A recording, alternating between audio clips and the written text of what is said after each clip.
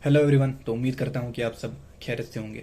मेरी 2026 की civil services की प्रिपरेशन अब स्टार्ट होगी विद माय बैकअप, जो कि जेकेएसएस भी है। मैंने ग्रेजुएशन के बाद ही फैसला किया था कि मैं सिविल सर्विसेज के लिए जाऊँगा, बट क्योंकि ग्रेजुएशन तक मैंने बहुत मस्ती मारी है तो मुझे मालूम था कि सबसे पहले मुझे अपने रूट्स जो हैं वो स्ट्रॉन्ग करने होंगे।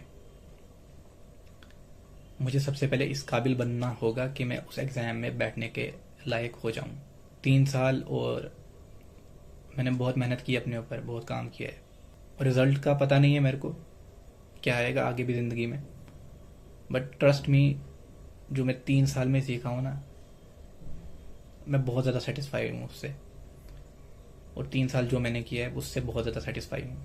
अपना टाइम कभी वेस्ट नहीं किया है, तो सिर्फ बुक्स पढ़ी हैं, टफेस्ट लाइफ को चूज़ किया है और सरवाइव किया है उस चीज़ को, और आगे भी सरवाइव करना है। आईएएस के बारे में जब है ना, अगर कोई सोचता भी है ना तो बहुत बड़ी बात है, आईएएस बनना है भाई। और when you come from a family जहाँ पर पिछले आज़ादी के 77 साल बाद भी दूर दूर तक आईएएस के बारे में कभी किसी ने सोचा नहीं है। आज अगर मैं सोचूंगा, शायद मैं नहीं तो मेरी नेक्स्ट जनरेशन, शायद मेरे स्टूडेंट्स जिन्हें मैं पढ़ाऊँ फ्यूचर में। The only one goal in my life is कि मुझे अपनी ज़िंदगी का अहम मरहला ज़ाया नहीं करना है। मैंने इस टफ लाइफ को चूज़ किया है और मैं इस टफ लाइफ को जी रहा हूँ and I am enjoying it. तो ऐसा क्यों हुआ कि मैंने 3 साल लगा दिए? अब जाके मैं, मुझे लगता है कि मैं प्रिपेयर्ड हूँ कि मैं अब तैयारी करूँ। जैसा कि मैंने आपको कहा है कि मुझे अपने रूट्स जो हैं वो स्ट्रॉन्ग करने थे, जो बेसिक है मेरे उनको क्लियर करना था, उसके बाद ही मैं आगे बढ़ सकता था। क्योंकि अगर आप सीधे ही जाओगे ना, पहली मंजिल बनाओगे नहीं और सीधे दूसरी मंजिल बनाने की कोशिश करोगे, वो कभी बनेगी नहीं। तो मेरे आईएएस के 6 अटैम्प्ट हैं, जेकेएस के 6 अटैम्प्ट हैं अभी। तो आईएएस में तो अभी तक मैं अपेयर नहीं हुआ हूँ, बट इंशाल्लाह 2026 में अपेयर होंगे। और मैं इस चीज़ को ना जेकेएसबी के साथ चलाऊँगा, क्योंकि 2 साल में मेरी वालिद साहब की रिटायरमेंट भी हो जाएगी और 2 साल में मुझे फाइनेंशियली सिक्योर भी होना है। तो मेरे लिए ज़रूरी है कि जेकेएसबी या कोई एग्ज़ाम बैकअप रखूँ। जेकेएसबी मैंने बैकअप रखा है, इन केस सिविल सर्विसेज नहीं तो जेकेएसबी।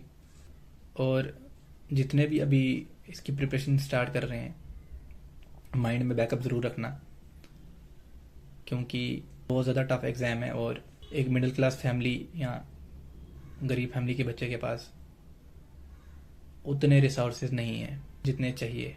आपको 3-4 साल रहना है इस जर्नी में, या 5 साल। और जब आप एक बिलो एवरेज या एवरेज स्टूडेंट हो, हार्ड वर्किंग कैपेसिटी ज़ीरो है, तो ये अहम बन जाता है कि आपका कोई बैकअप हो। देखो, पहले ग्रेजुएशन के बाद मुझे पता ही नहीं था कभी कि किताबें किस तरह पढ़ी जाती हैं, एक्चुअल तरीका क्या होता है बुक्स पढ़ने का, कौन सी चीज़ें हमें याद रखनी होती है, कौन सी चीज़ें हमें समझनी होती है, किस तरह कहाँ पर कौन सी टेक्निक यूज़ होती है। तो ये सब बिल्कुल भी मालूम नहीं था। क्यों मालूम नहीं था? कि क्योंकि किसी ने ज़िंदगी में सिखाया ही नहीं है उस तरह से पढ़ना। तो 3 साल सिर्फ बुक रीडिंग किया हूँ।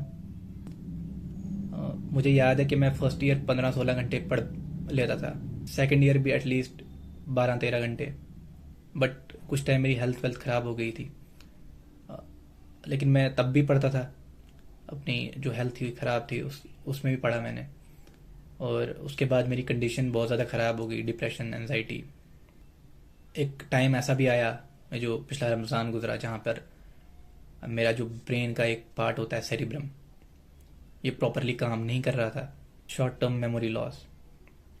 तो इस सब का रीज़न जो है ये मेरा बहुत ज़्यादा प्रेशर लेना और बहुत ज़्यादा किताबों के साथ रहना, ये सब चीज़ें थी कहीं ना कहीं। जो मैंने 3 साल की जर्नी में सीखा है एक चीज़, कि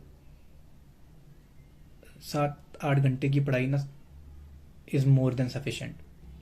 7-8 घंटे की पढ़ाई बहुत ज़्यादा होती है, और 15-16 घंटे की पढ़ाई कुछ भी नहीं होती है। क्योंकि बहुत सारे लोग जो है ना, दूसरों को कॉपी करना चाहते हैं कि वो 15-16 घंटे पढ़ता है, मैं भी पढ़ूंगा।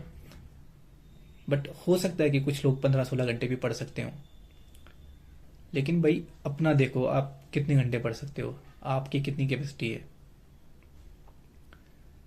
क्योंकि अगर आप अपने हिसाब से चलोगे ना, जैसे आपकी बॉडी जो है एक्सेप्ट करती है, जो मशीनरी होती है, आपका ब्रेन जो फंक्शनिंग कर रहा होता है, उन सब चीज़ों के हिसाब से आपने चलना होता है। आप उसके अगेंस्ट नहीं जा सकते हो, क्योंकि अगर आप उसके अगेंस्ट चले गए तो आपके साथ कुछ भी हो सकता है।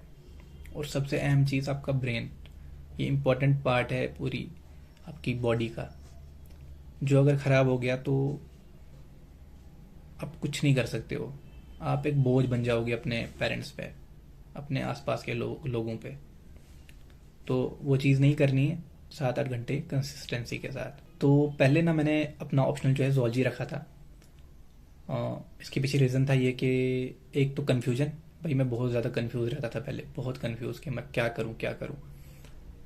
तो फैसला ही नहीं ले पाता था मैं, क्योंकि मुझे बड़ा वो था कि मुझे एमएससी भी करनी है जोलॉजी में। तो दैट इज़ वाई मैंने रखा था जोलॉजी। तो लेकिन अब जितना मैं समझा हूँ, जो चीज़ें मुझे समझ आ रही हैं कि एक एवरेज या बिलो एवरेज स्टूडेंट को एक ऐसा ऑप्शन लेना चाहिए ना जो आपको प्रीलिम्स में भी हेल्प करे, मेंस में भी हेल्प करे और इंटरव्यू में भी हेल्प करे। इस हिसाब से ना जो मैंने अपना सब्जेक्ट अभी चूज़ किया है, मैं जियोग्राफी लूँगा। क्योंकि जियोग्राफी एक ऐसा सब्जेक्ट है कि प्रीलिम्स में 8 से 10 क्वेश्चन, 12 क्वेश्चन तक आ जाएंगे। फिर अगर मेंस में देखा जाए, जो जीएस फर्स्ट का पेपर है, वहाँ पर भी ज्योग्राफी के अराउंड 60 मार्क्स बनते हैं। और फिर एसए में भी आपका ज्योग्राफी जो है बहुत ज़्यादा काम आ जाता है, जो आपका इन्वायरमेंट वाला पोर्शन हो जाता है वो वहाँ से। ज्योग्राफी जो है इतना ज़्यादा हेल्प कर रहा है, तो मुझे लगता है मुझे ज्योग्राफी लेना चाहिए। और मेरा एक साइंस बैकग्राउंड है, इसके साथ मैं इग्नो से एमएससी कर लूँगा जियोग्राफी में, क्योंकि वहाँ पे आपको उतनी मेहनत नहीं करनी पड़ती है।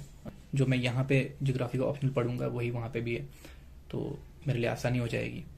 और इग्नो में एक फ़ायदा है कि वो रेगुलर क्लासेस लेने का प्रेशर, वो सब चीज़ें जो है टाइम कंज्यूमिंग चीज़ें वो नहीं होंगी।